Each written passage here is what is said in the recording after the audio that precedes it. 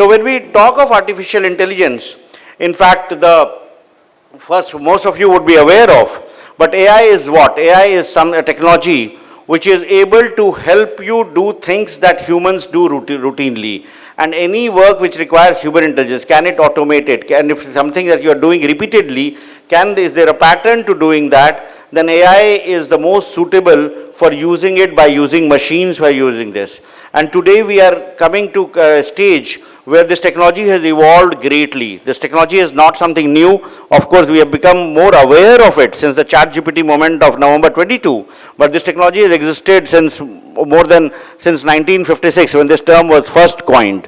And over a period of time, it has greatly evolved. So AI, which are the ways in which we can understand about it, trying to demystifying it, trying to make it simpler to understand, comprehend, that AI is one which can sense, like technology with which you can understand, with which you can talk various languages. You might have heard about a project called Bhashini, which Government of India has implemented, which allows us to do seamless speech-to-speech, speech-to-text, text-to-text translations, so that if any individual in India is traveling to, say, a region wherein I don't know the language, suppose I am going to Tamil Nadu, can I translate seamlessly? So this kind of technologies exist today, and it's possible to enable voice-enabled services in any language, irrespective of whether the other person with whom I am communicating understands that language or not.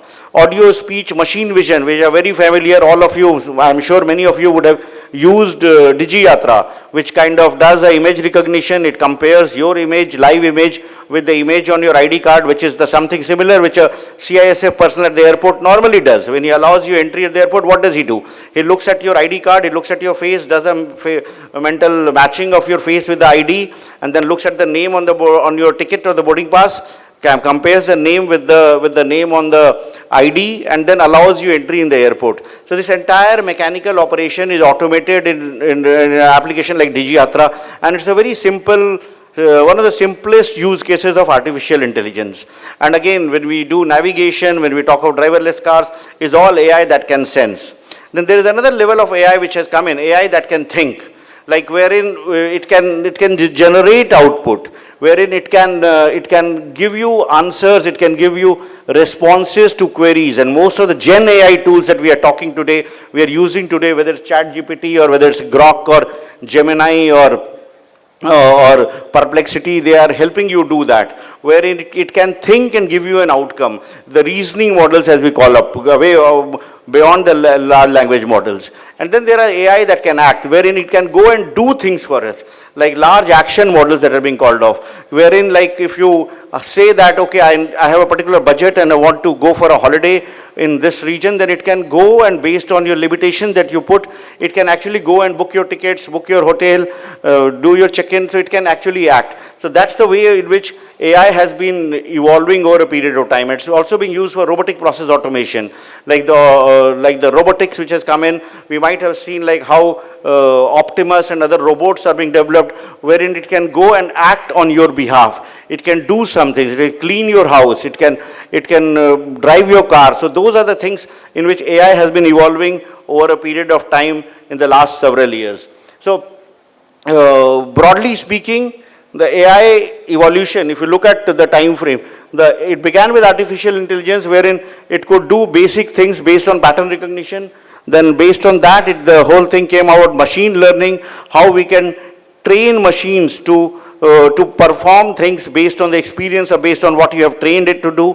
Then it led to the machine learning, advanced machine learning led to deep learning, wherein the neural networks, advanced neural networks that were built, it led to higher level of analysis from the data that was given, so that it was able to do much more than traditional AI systems. Then of course today we are in the age of generative AI, wherein you can create outcomes, you can create text outcomes, you can create images, you can create videos, so with which what is commonly known as Gen AI, the usual ChatGPT or Claude or Mistral or Llama or Meta's Llama or Gemini that we are so used to using it. So based on this, based on the multiple AI applications, technologies that we have, what are the several use cases in which we can use? जो सबसे आसान use case is about descriptive use cases. how it can be used, how AI can be used to describe, summarize, and analyze historical data. For example, if you get the balance sheets of a company, or if you get crime data with regard to how crime is happening across the state, across districts, across police stations, can you use it to generate certain patterns? Can you, and if you have certain data with regard to time at which crime happens, then you can also find out that a particular kind of crime happens at a particular time in particular localities. Similarly, data with regard to accidents, road accidents, several police departments have started using that data for analyzing it and coming out with models wherein a lot of analysis can be done. Then there are diagnostic, like the diagnostic AI models. What do they do is, like, for example, there have been a lot of pilot projects which have been done wherein AI is used to diagnose diseases. Like, for example, there's a company called Cure.ai which has developed a solution wherein AI is used to diagnose tuberculosis from X-ray images. What happens is that there are several hospitals in our country which have got X-ray machines, but all of them do not have qualified radiologists. So sometimes, even if X-rays are done, they miss out certain patterns. So these solutions that have been developed are matching the performance levels of a human radiologist. So in such cases, these solutions can be used to diagnose diseases. It has also been tried for breast cancer, tried for lung cancer. So there are multiple use cases in diagnostics where it can be used. Similarly, for diagnosing any quality checks in factories and all, wherein also AI can be used. Then predictive is like forecasting from past trends. Like, for example, market trends or product mix for MSMEs and for different kinds of businesses, it can really benefit. Then prescriptive is like, it will come out with the prescriptive models are which will recommend what one should be doing based on the AI modeling that we have done. And then, of course, cognitive wherein like the thinking process is done. The risks of use of cognitive AI was mentioned in the lecture before that from the professor from Harvard, from Stanford. But there are multiple positive use cases also of cognitive AI modeling, wherein, for example, we all heard about self-driving cars. We can heard about how content can be created and how analysis can be done for improving our efficiency, for improving our productivity. When we look at cyber security in the theme of this conference, especially in the context of we be doing at the Institute of Forensic Sciences, a lot of AI is today used for threat detection and prediction.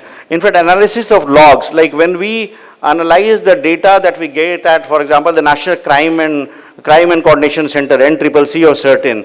So therein, like all the servers, all the systems that we have, they get a lot of data with regard to where the prompts are coming on. For any access, those access logs are coming on. And if there is an unusual pattern, AI can really be used to analyze that, benefit that. If the number of hits on a website, on a portal also goes up abnormally, that also can be detected by such models. For example, during Operation Sindoor, the number of hits on, for example, the Prime Minister's website went up from around 20,000 per day to almost 20 million per day, 2 crore se jada. So again, it was threat actors who were trying to attack, but there are tools and there are AI models which are able to diagnose where the attacks are coming from. So AI can play a big role in trying to detect anomalies in any data, in any system, especially when you are maintaining high-end systems. Then automated incident response. What do you do when something happens? How do you prompt that? That also can be done better because it's a mechanical thing in which alerts will have to be sent to all the concerned people. If some data is coming from the firewall, if some data is coming from the various sensors which are put from the various threat detection software which is there, then alerts have to go everywhere. So that also can be easily done by use of AI. Then adaptive security, again, AI is something that learns from what is happening. Because a lot of when you deploy an AI-based model and AI-based application, then it gets a lot of feedback and the reinforced learning happens, and that can further help in refining our cybersecurity strategies. Fraud detection, again, very common. in banking systems with the growth in digital payments, we are also detecting a lot of use of technology in doing frauds. But again, AI and data analysis can really help in detecting many of these frauds. For example, when with I4C and the MeitY's cybersecurity systems, we have been able to, working with RBI, we were able to detect mule accounts. What are mule accounts? Where money gets transferred very quickly. And there's a lot of algorithms which most banks have built in, wherein they detect any such unusual activity in the financial markets and financial targets. And then alerts are triggered and necessary action is taken to detect frauds and to prevent cyber criminals from cheating and doing fraudulent activity. Then scalability, what happens is that when the data goes in millions, and when it becomes impossible for humans to analyze that data, humans to make sense of that data, AI becomes very, very useful. And in a country of our size and complexity, when billions of transactions happen every day, it's very, very important that we leverage this technology in preventing any large-scale fraud or criminal activity that can happen. Then the other, that was the opportunity with regard to how AI can be used to reduce cybercrime. AI can be used to detect cybersecurity attacks. But then there is another risk wherein AI, okay, wherein AI can also be used by cyber criminals, deep fakes. The problem of deep fakes, phishing, social engineering is very well known. Then AI is also used to bypass defenses, adversarial AI we call. Then automatic hacking, when there are vulnerabilities, and AI is able to exploit those vulnerabilities much faster and able to cause that. Then weaponization of generative AI is also being used. Like for example, most generative AI is trained on data. If there is a data corruption, if kind of bad data is ingested into the system, then it can start producing outcomes which will not be what you had planned. So that is also again an attack that happens. And ransomware evolution is also something that's becoming very common, and there's a lot of malware which is trained by AI to cause more damage to our systems. Challenges with AI system, this is very well known. The data bias, data bias is when the input data is biased, the outcomes will be biased. Algorithmic bias is that how we design the algorithm. And if the algorithm is not fair and balanced, then it can result in a lot of biases. And most models that we are using today are trained on Western data, not trained on Indian data sets, Indian context. So that can result in a lot of challenges. Then automation bias is that over-reliance on AI systems and without human judgment, it can also result in outcomes which might not be what we have planned for.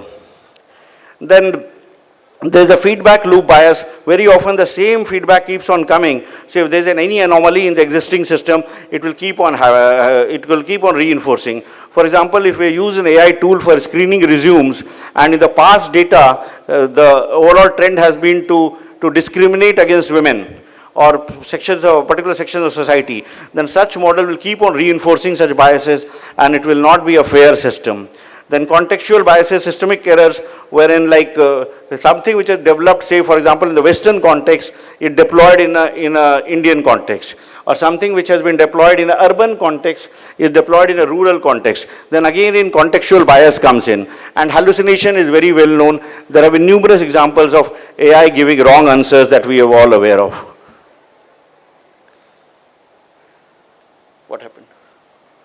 Can we go to the next slide, please? Yeah, and then of course there's a whole thing in AI which is also known as the black box problem, wherein there is no explainability. Right? Very often we use start AI solutions, but we do not know how it works. So understandability and explainability also becomes a very, very important part. Intellectual property concerns are also something which has been highlighted, because AI is trained on existing data, on existing content. For example, you are generating AI by using creative work created by some famous authors or painters or musicians. Who has the IP on the product which has been consumed? How do you share royalty? The whole case about OpenAI and New York Times, or in India, OpenAI versus ANI is currently ongoing, wherein text and data mining, who has the copyright to it, that becomes a very important issue. Misinformation concerns is very real. In fact, the cognitive biases about which again it was mentioned in the earlier session, how people are made to think in a different direction. So that misinformation, especially in democratic countries, becomes a big, big challenge. AI adoption, I'll quickly go through for want of time. AI has been adopted in national security in several ways. The drones which are being used in the army, and it was again used extensively during Operation Sindoor also, wherein we were able to get a lot of data with regard to enemy movement and deploy drones even for offensive actions, which has been used in multiple instances. Silent Sentry is again image recognition based system which helps in detecting any movement on the borders and is being deployed in many Naxal affected areas also. Then the Indian Navy has been using an autonomous fast interceptor boat, which is again without any human, they are able to detect any movement in the international waters. Then the Sapper Scout is again a robotic AI application which is used to detect landmines. It has been deployed in several border areas as also the Naxal affected areas. Then Project Seeker is again a solution wherein image recognition, it kind of does a lot of analysis with regard to all the data that's coming in and makes sense of that and tries to detect threats which are there. AI-based translators are very common, especially on the eastern Ladakh and all, wherein when there are interceptions of the enemy talking in Mandarin or Chinese, then that interpretation is done by our systems for aiding our Indian Army. Then a lot of use for prediction of equipment failure, use of AI for doing quality checks, that's also have been used in many use cases by the Indian Army. Then Android malware detection, again for malware detection in Android systems, operating systems is also the AI applications wherein AI is being used. But when we do that, when we use AI, especially national security operations, because we don't currently have an Indian foundation models, the risk always remains that if you are using a cloud-based LLM for doing any security operations, then whole challenge remains is that your data might be going elsewhere. So one has to be very, very cautious. That's why whenever we are using AI for strategic operations, till we get an Indian foundation models, what we suggest and what we recommend is to have an air-gapped infrastructure of your own compute infrastructure, host an open source AI model, and then use it for strategic purposes amongst limited way. Don't send any strategic or confidential data on a cloud, on an open cloud infrastructure. Then if we don't manage the whole operations well, then there can be a whole risk of we losing out very vital, very strategic data with the anti-national elements and with the anti-state actors. So this becomes a very, very important part. The data sovereignty part, data localization part becomes very important in this whole aspect. Then again, when we are using, as I mentioned, again, anonymization of data, deleting anonymization of data becomes very important, and lack of transparency, backdoors in such operations becomes very important. And that all requires, ultimately, I just conclude with my last slide, that all these problems which are there, especially use of AI in cyber security, national security, becomes very important. But in order to make that happen, we need a national AI effort, and that is what India AI mission is enabling. India AI mission is enabling. So while there is a lot that we can do, but in order to enable adoption of AI in our systems, in our day-to-day practices, what we can do is leverage the India AI mission, which is being implemented across 7 pillars, which is making AI possible in India. And what it has done, it has addressed all key challenges in India's AI story, making compute available. Today, 38,000 GPUs are available at a very low cost, less than 65 rupees per GPU per hour against global prices of through $2.5 to $3 per GPU hour. So any institution, any police force, any project that is being done for using AI in UP or anywhere, you can leverage these GPUs which India AI mission has made available. Then we are building India's foundation models. 4 companies have already been selected and a few more are going to be announced this week, so that we are supporting almost 10 projects for building India's foundation models, which will help us in reducing our dependence on the chat GPTs of the world. AI Coach is a datasets platform because ultimately AI requires training data on which can be used for training AI models. So AI Coach is a repository of datasets for across all domains, and police and cybersecurity will be an important source of both contributing and using the data on AI Coach for building AI models and applications. In addition, we are supporting AI applications. We worked with AI4C for building an AI application through an hackathon, which can help classify cybercrime complaints that we get. Similarly, AI Future Skills is for ensuring that we retain our skilling advantage. Startup financing is about providing funding support to startups. And Safe and Trustworthy is building tools for development of AI applications and solutions which are safe, which are trustworthy, which conform to the responsible AI principles. And for this, we have taken several projects in partnership with academic institutions. So these slides will be available to you. And I am sure with the discussions that will happen over this 3-day conference, we can think of how best we can leverage artificial intelligence in improving our cybersecurity ecosystem, in ensuring that our state, our nation becomes more secure in the digital ecosystem. Thank you.